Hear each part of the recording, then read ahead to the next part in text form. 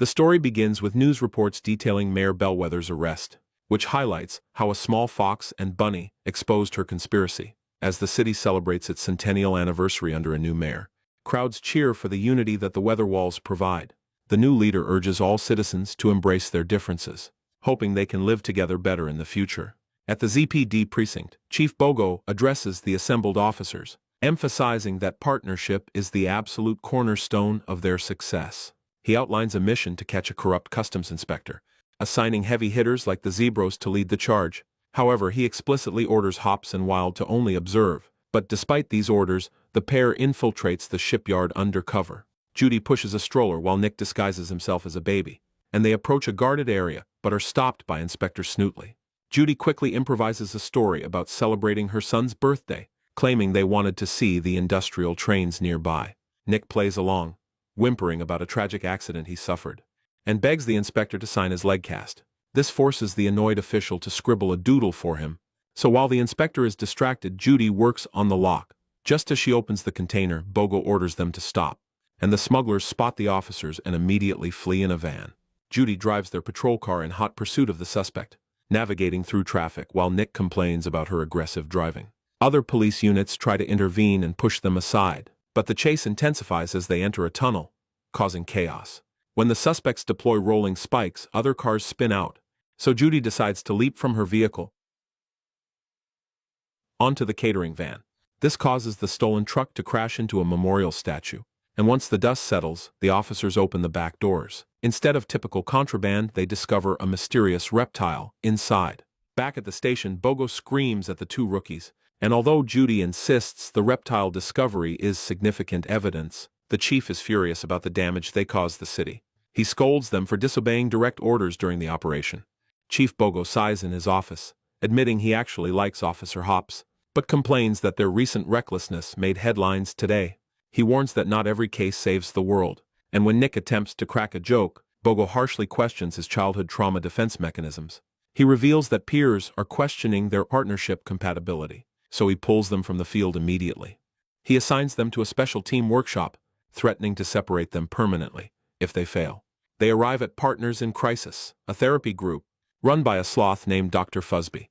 He explains that mismatched pairs require extra effort and asks the new arrivals about their journey. Judy insists they are functioning better than fine, yet Fuzby points out her suppressed foot-tapping discomfort.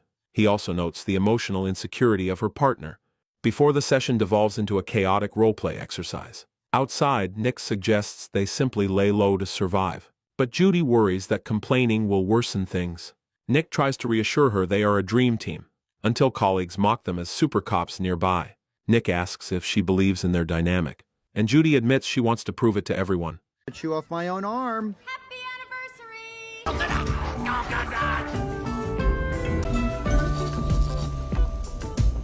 Back home, Judy video calls her parents, but her father warns that fine signals distress.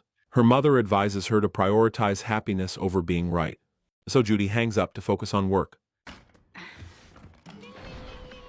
The Tundra Town expansion will be starting soon. She watches a news report about the Zootennial Gala, learning that the Linksley Journal contains weather wall plans. Catering company.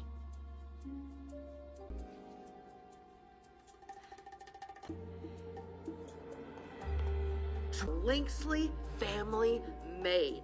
A conspiracy theorist claims a snake once sought the book and predicts the reptile will return soon. Judy connects the catering van to the gala and urges Nick to investigate the potential threat. Nick remains skeptical, reminding her they are on thin ice. But Judy argues this could save their partnership.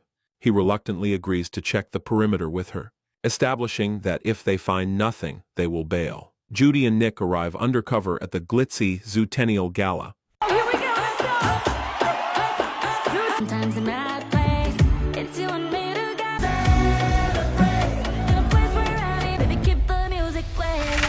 Come on, get on your head, and we're turning the floor into a zoo. Can't be tamed, and we're turning the floor into. But they pause as Mayor Windancer arrives for the press. The mayor poses for photos while discussing the Tundra Town expansion. Yet Judy notices the unnatural lack of snow nearby. She realizes the area is artificially warmer than it should be, and they spot a reptile cleaning windows with a suspicious grin.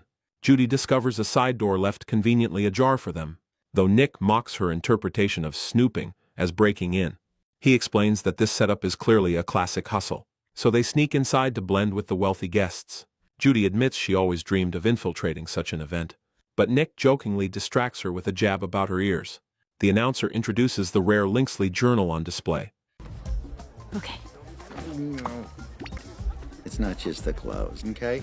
It is. Get invited to a lot of these. Allow me. I'll get a closer look. Watch my sex. BOGO alert. Has joined the mix. 3 o'clock. Let me just... Oh, nope. That belongs to you. A weird thing to say at a party. Well, I just mopped a... I am Robert. Hi. Judy, Are you actually working this? no. Guards. That was my joke. Well, we should. It was nice to meet you. Yeah. Get off stage, Pobert. We are you? Look at you all.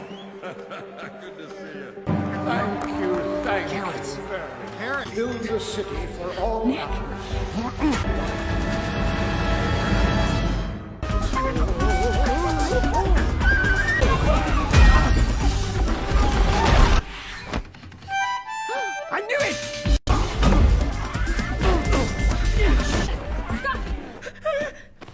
Please. Snakes never hurt anyone. I have to prove it. When I do, my family... Reptiles, it's like, who knows? Hogbottom commands his minions to kill the snake immediately, intending to frame Judy and Nick for the chaos.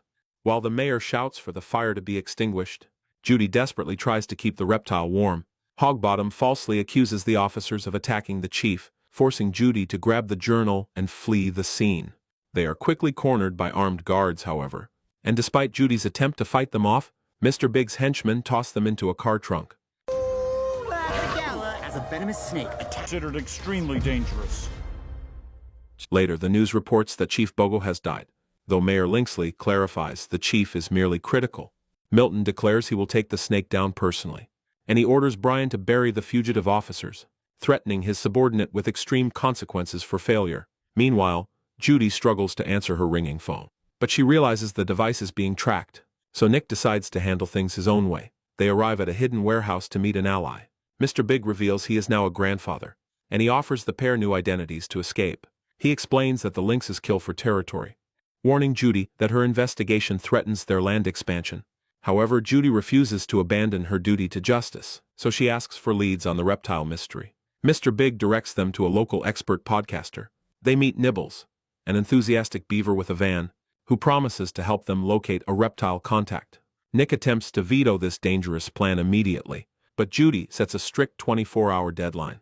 Nibbles invites them into her vehicle to start searching, driving the team out to the Foggy Marsh Market, where she explains the neighborhood was deliberately cut off. The group travels by ferry to locate a criminal hideout, but a sea lion reacts aggressively to their presence. Nibbles claims that respectful communication will solve the problem, and after acquiring directions from the chattering locals,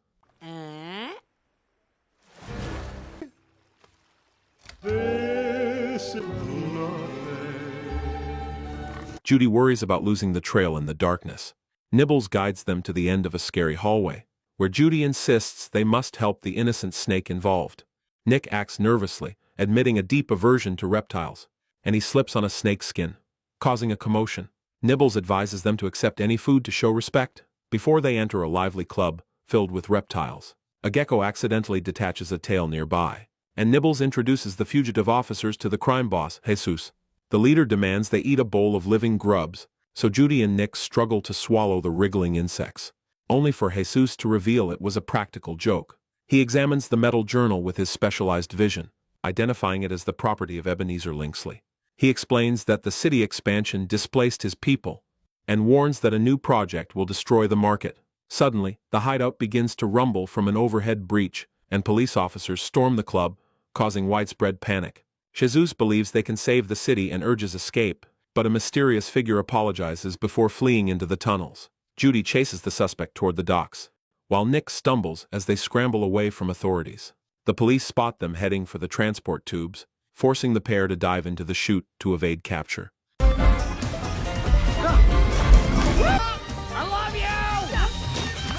You're gonna run over there! Coconut! Prequels. Who says the industry's going down the tube?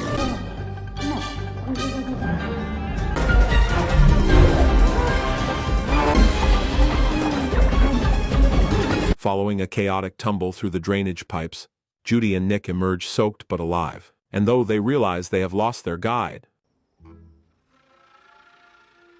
they stumble upon two locals resting nearby. The hikers identify the mountainous area as Kopenhofen, prompting Judy to ask about the rare flowers. They learn the plants grow at Honeymoon Lodge, a former reptile hideout accessible by an old rope.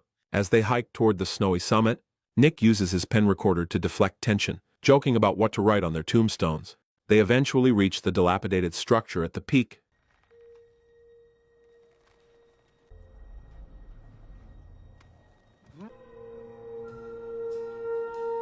But find the interior completely ransacked and abandoned.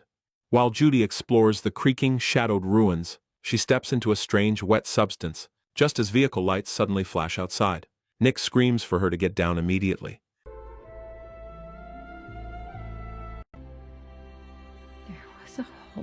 And amidst the wreckage of a lost neighborhood, he begs her to run for her life. He argues that being a hero changes nothing, and sadly admits their partnership might be doomed. Suddenly, armed figures crash into the room, throwing them into a desperate, close-quarters brawl. A mysterious ally unexpectedly intervenes to save Judy, but the attackers manage to surround the fox. Judy is forcibly dragged away from the fight, and as she speeds off on a motorcycle,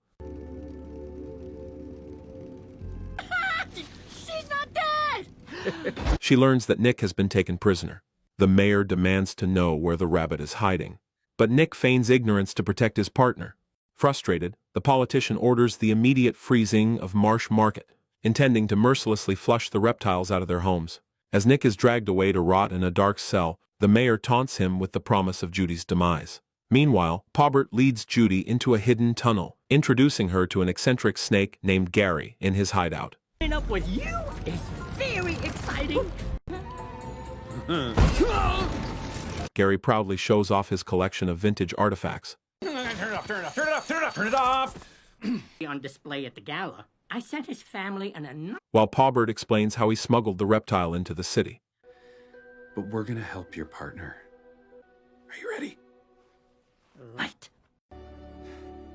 How much do you... Some secret hidden in the metal cover. Focusing on the mission, Gary uses heat vision on the journal, allowing Paubert to realize the book was stolen from Gary's ancestor. The shocking truth reveals that a snake actually created Zootopia. Father saw what her idea could be worth. But Paubert's great-grandfather stole the technology to claim credit. He committed a brutal murder to frame the innocent inventor, and subsequently buried her entire neighborhood under tons of snow. Determined to prove this, Judy realizes the patent is nearby, so the group devises a plan to locate the buried home. They decide to reactivate the old clock tower as a beacon, which requires infiltrating the control room inside the weather wall. Back at the prison, Nick is thrown into general population, where aggressive inmates immediately threaten to settle old scores. He desperately tries to warn the warden about the corruption, but he is ignored and cornered by his cellmate, Nibbles. The beaver questions why Nick and Judy separated. Trust koalas because they got 4 thumbs. Did a whole. Please just let me concentrate. Roger that. She, And what did you say before? Forcing the fox to admit that he pushed her away. Inside the cell, Nibbles teaches Nick the mechanics of a hug, but suddenly, alarms blare, forcing them to abandon the moment and run. Guards chase them, but Nibbles leads the charge toward the exit, and prisoners riot, tearing down the walls to escape into the desert. Nick realizes they need a getaway car to reach Judy immediately, so he suggests they find the fastest driver in Zootopia's history. He turns to an old friend, recruiting Flash to be their driver, and they hit the road, though the sloth moves at an agonizing pace.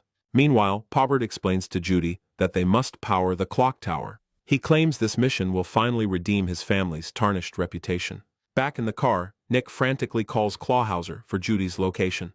Paul the guard intervenes, but Clawhauser distracts him with donuts, and he finally locates the pair, moving through a chaotic street festival.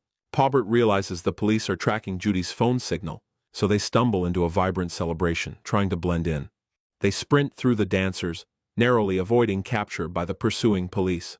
Suddenly the zebra enforcers block their path, looking for a brutal fight. But Clawhauser directs them toward a hidden access door in the weather wall. Milton watches from a distance, ordering his sniper to take the shot. The sniper takes aim, waiting for a clear line of sight.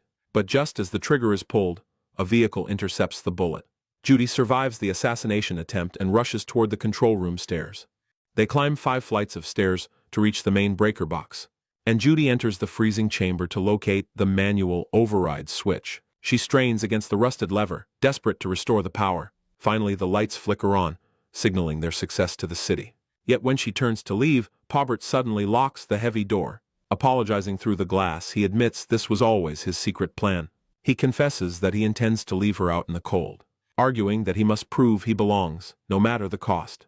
Pobert declares he will burn the patent to rewrite history, and though Nick's voice calls out from a nearby screen, it is too late. She begs Pobert to choose a different path than his family, while Nick arrives at the tower, frantically searching for his partner. As the temperature drops, Judy whispers Nick's name and collapses. The story continues as Nick frantically locates his partner, shivering in the freezing chamber, where Judy murmurs deliriously about their failure to succeed. She feels the crushing weight of letting the city down. But Gary insists she succeeded by becoming his true friend. Desperate to save her, Nick asks for permission to hug, wrapping her in his coat to share his body heat. Suddenly, hostile workers interrupt, mistaking the rescue for an attack. Nick creates confusion by claiming she suffered a snake bite, sparking a chaotic brawl with the angry construction crew. Get it over with!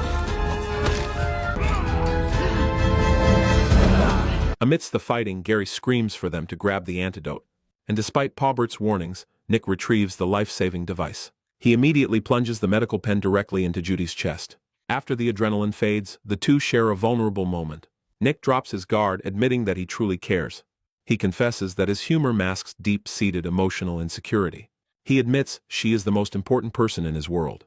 Moved, Judy reveals she acts tough to hide her fear. She finally admits she joined the force to find family. She tears up, telling the fox that he is her pack. Their touching reunion is awkwardly interrupted by the beaver nearby.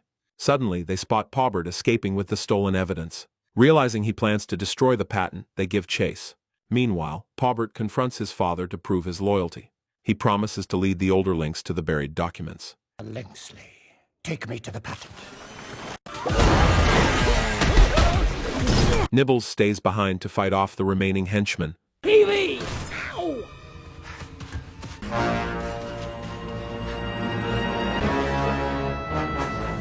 I go left. Allowing the partners to commandeer a vehicle for pursuit. Nick struggles to control the car during the high-speed chase, but they launch themselves toward the target for a final confrontation. Judy executes a powerful kick to disarm their treacherous opponent. Pobert vows to destroy the patent and the town, claiming a fox and bunny cannot stop his dark vision. However, Judy confidently reveals they have a slithering ally, and Brian suddenly ambushes Pobert, causing absolute mass panic.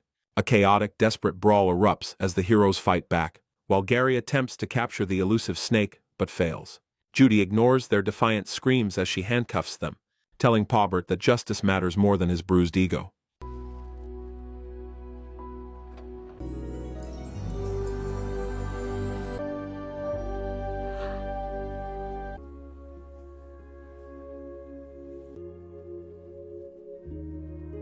She discovers a crucial, long-lost piece of evidence nearby.